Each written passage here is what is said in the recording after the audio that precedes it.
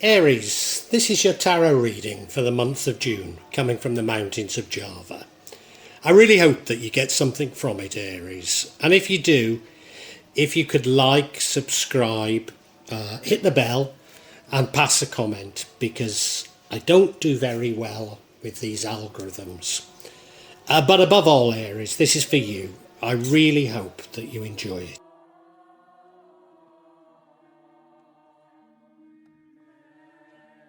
Now I'll be using probably two decks, but out of three decks. So the first deck is Tarot Nusantara, the second deck is the Steampunk deck, and the third deck is the Light Visions Tarot. Tarot Nusantara is actually a new one to me, which I love, whereas the Light Visions I've struggled with as a result of the rendering. Although I think I'll grow into it, I will keep using it and coming back to it. You can see on all of them I'm using quite a lot of salt, and that's to clear the energy and the spirits from them, something that I do fairly regularly with my tarot. And I also, you'll see a number of Jimat there that I use just to bring a good energy to the tarot and to perhaps the most important mystical object we use in Java is the kris, the curly knife that you can see that I've placed across both decks. Kris are very important for bringing the spirits to work on any object here in Java. And I call on the spirits of the mountain to assist me in shuffling the cards, in selecting the right cards and interpret them for Aries for June 2022. Aries, not too certain what to make of your June reading. I can see some positives, but I can also see some negatives. If you look at that middle card, it's the Chariot. That suggests that you know what you're doing, you know where you're going, and there's a certain speed to what you're doing. So that's a good sign, and that runs throughout the entire reading. The recent past, we have the Empress card, which is a very good card indeed. Suggests to me that you're in control of things. Could sometimes suggest a pregnancy, so I don't know if there's been a new addition to your family. But yeah, it's a good card. I don't know how that's impacting on the rest. Right now, there's sort of a conflict to winning at all costs. I don't know if that's you or you're being betrayed by somebody, but it's not a card I love to see, I've got to admit, and particularly when it's followed by the Five of Pentacles, which is the future. It's a card of maybe poverty, maybe no friends. It's as much a card of feeling as it is necessarily an objective situation. And one of the reasons why I say it might be feeling is the card that impacts on the outcome is the Seven of Pentacles, which is a card of saving, a card of long-term investment. So maybe it's just that you've been laying down long-term investments, but you're not seeing the benefits just now. And now the card that would negatively impact on the outcome is the Moon. Card of the unknown, a card of fear. I wonder if you have been investing for the future, but you're having second thoughts. You're worried about the future. Maybe that's all it is. But the outcome isn't a bad outcome. It's the Knight of Wands. He's a brave, he's a fearless knight, he's a fast knight. But he is prone to rushing into things and getting things wrong. And maybe that's a warning. Maybe it is. We'll see.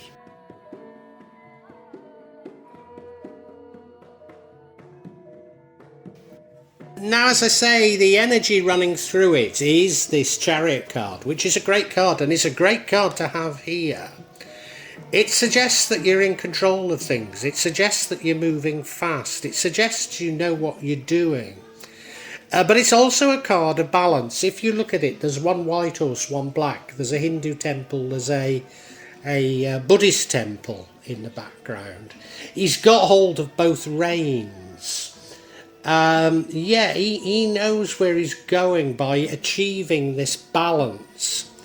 So it's a lovely card to have here, and this energy runs throughout everything. So it does suggest that you know what you're doing. It does suggest you're in control. And it does suggest that there's a degree of balance to what you're doing. So I'd see it as a very good card, particularly a good card to have here. Now, in the recent past, we have the Empress card. She's a lovely card. She's somebody who enjoys the good things in life. But she doesn't keep them to herself. She wants everyone to share in sort of beauty, to share in sensual feelings. Sort of person that goes to a spa, but you know, it's not just for herself. It's a very sharing card. It's also a card, again, of great balance, of balancing your intuition with your brain, a card of knowing, a card of being in control, a card that knows how to please people. Sometimes this card is associated with a pregnancy. Now this particular card, if you look at her, she doesn't look pregnant, does she? But it could mean there's been a recent addition to your family. What this card does say is she's very much in touch with nature, and this card really does feel like that. So, you know, this balance that we get from the Chariot card, I would say it's reflected in here. But now, this is your current energy, we have the Five of Swords. It's a card of winning at all costs. You look at the card, well, he's won, and he's picking up the other swords, but they're going away saying, well, I don't think that was fair. I don't trust this person anymore. Now, I don't know if this is somebody has done it to you or you're doing it to other people, but it's not a great card. It's this winning at all cost. Now, it could be you because, of course, we've got this Chariot saying you know what you're doing. You're moving off in the right direction. But then, you know, both that and the Empress is about balance. So maybe it's not you. Maybe you are betrayed by somebody who's tried to win at all costs. Maybe that's it. It doesn't feel a happy card, though.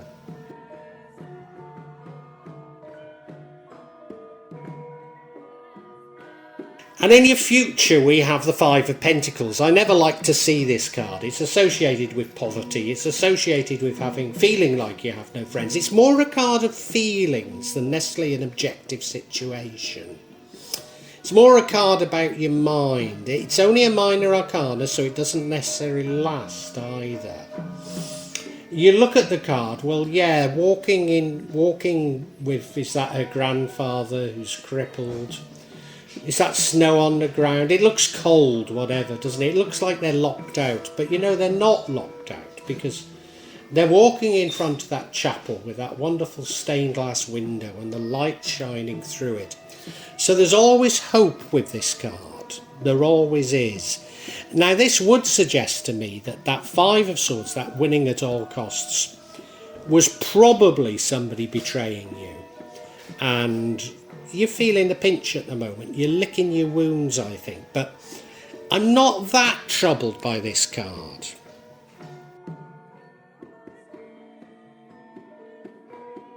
Part of the reason I'm not troubled by the Five of Pentacles is we now have the Seven of Pentacles. Now, it's not necessarily chronological, but this is the card that impacts on the outcome.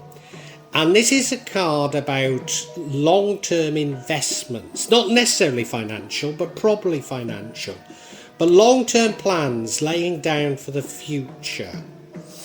Now, I wonder if it is about investment and you've been investing for the future and you've been somewhat betrayed. You've lost some money and it's made you feel down in the dumps, like, what can I do? What can I do? You know, like you've lost everything, and you haven't. I'm certain you've not, but it just feels like that to you. You look at him, yeah, he's well, you know, he's planting money, isn't he? So it's going to grow and it's going to come in the future. And it will come in the future for you. So I think this is all about your mind, all about what's playing on your mind.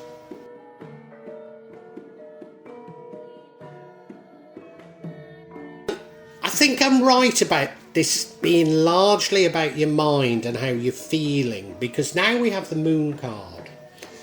The moon is a card of fear. Fear largely of the unknown. It's not necessarily that things are bad, but you're fearful of the unknown. You look at the card and there's that lobster crawling out of the sea up towards that mountain. I don't know if lobsters do spawn in mountains, but you know, that can't be a bad thing. They have to pass those two animals that look a bit ferocious, but then they go past those gates of a Hindu temple. So, you know, I think there are better things to come. And this is the sort of message we're getting with this long-term planning. I think you've just struck a little bit of a problem. Maybe you have been betrayed. You've struck a little bit of a problem. And it's thrown you a bit. But, you know, they always say there's nothing to fear but fear itself. And that's the distinct feeling I'm getting here. And now the final card is a nice card. It's the Knight of Wands. He's brave, he's fearless, he's fast.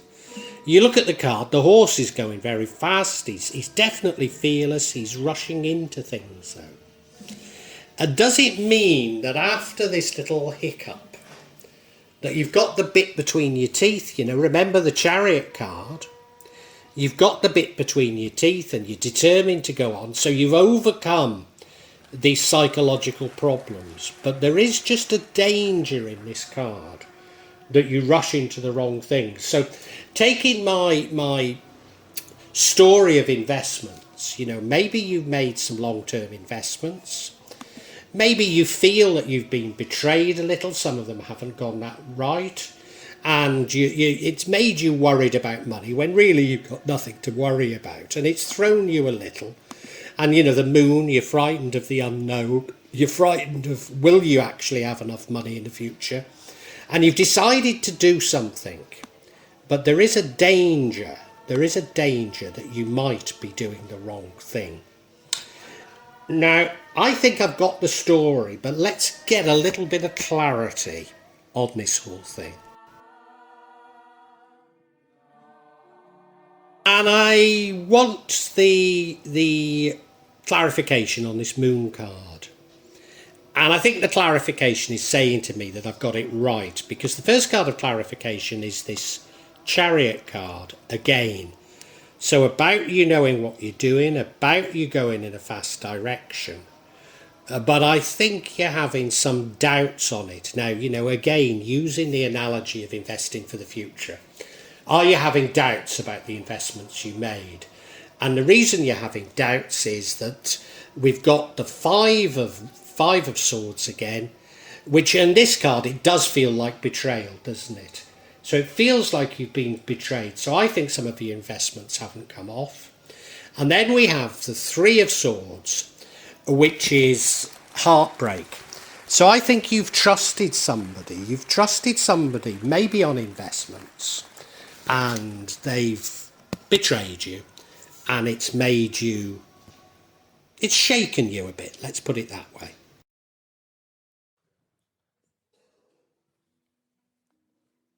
And Aries, yeah, the first card of clarity is this Chariot card. So we've already said it's about you having a direction, you moving quickly, you knowing what you're doing, you're in control. There's a degree of balance to it. But of course, this is about the moon. So it's saying to me that you knew what you were doing, you had a direction, and you've just been thrown a bit. You've just been thrown a bit, and you're wondering if that direction, and of course, the direction is your long-term planning, your long-term laying down things for the future, and you're just wondering if you're doing the right things. And it's because you've had a little hiccup in terms of it all.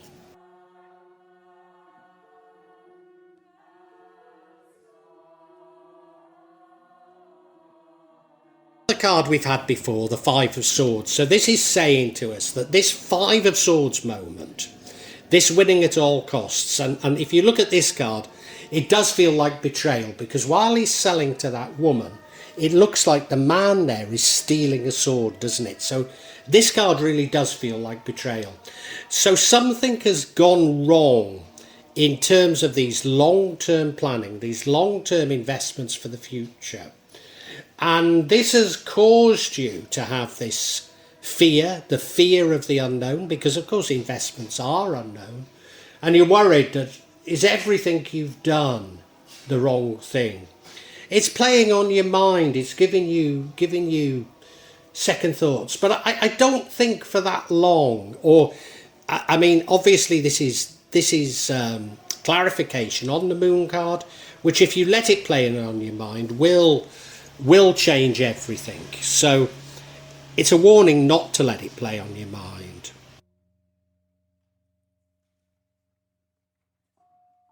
And the reason it's playing on your mind is your heart broken. So, Three of Swords, broken heart. So clearly, I mean, it might not be a person, but it's probably is a person. It's probably you feel betrayed by someone. You feel betrayed by someone close to you. I mean, it could even be a lover. But it's someone you cared about, and they've been playing winning at all costs. They've been betraying. And I think you have lost money, or you've certainly lost something in it. And it's made you despondent. It's made you low. You look at the card, well, yeah, a mechanical heart there with three swords through it. Now, I wouldn't say I collect vintage watches, but I have a number of old watches, mechanical watches, and they can always be repaired. And the warning in this whole thing is for you to not to let these things play on your mind, not to let fear overcome you, and to get back on with what you're doing. Get back on the horse, which of course is this Knight of Wands. So get back to what you're doing, and things should turn out all right for you. So a psychological reading that I think we can summarise now. Aries, this is a psychological reading. It's a warning to you to not allow minor mishaps. I mean, well, not to allow minor mishaps to turn a drama into a crisis. And that's what it's about. You have a direction. You have a strong direction with balance. You know where you're going, and you know what you're doing. And I think what you're doing is you're investing for the future. It probably is financial investments. In your recent past, you certainly were strong. You knew what you were doing. You were in touch with things. You wanted to encourage everyone. It could be that there's a pregnancy there, but I don't think it is. I think it's just that you were encouraging everybody, but maybe you've been a bit too trusting, because there is the indication that on these investments you're betrayed by someone, and you're betrayed by someone that's very close to you. In fact, that betrayal breaks your heart, and it leaves you feeling like maybe you've got no friends, like maybe you're short of money. Will these long-term investments pay off? You're fearful of the future. But I think you're just fearful because of this setback has hit you so hard, and you've got to get over it. Now, there is every indication that you're going to get over it. And you're going to get over it. And once you'll have your direction again. You'll be moving quickly, fearlessly, strongly. But there is just a chance that you do the wrong thing. So there's a chance that you overreact. But it's only a chance. Because what I would say is the biggest warning is coming, saying don't let this broken heart play on your mind. Get over it. Get over these things quickly. And start acting again, because you are doing the right things. You have a clear direction. You do know where you're going. You are laying down investments for the future, and that's the right thing to be doing.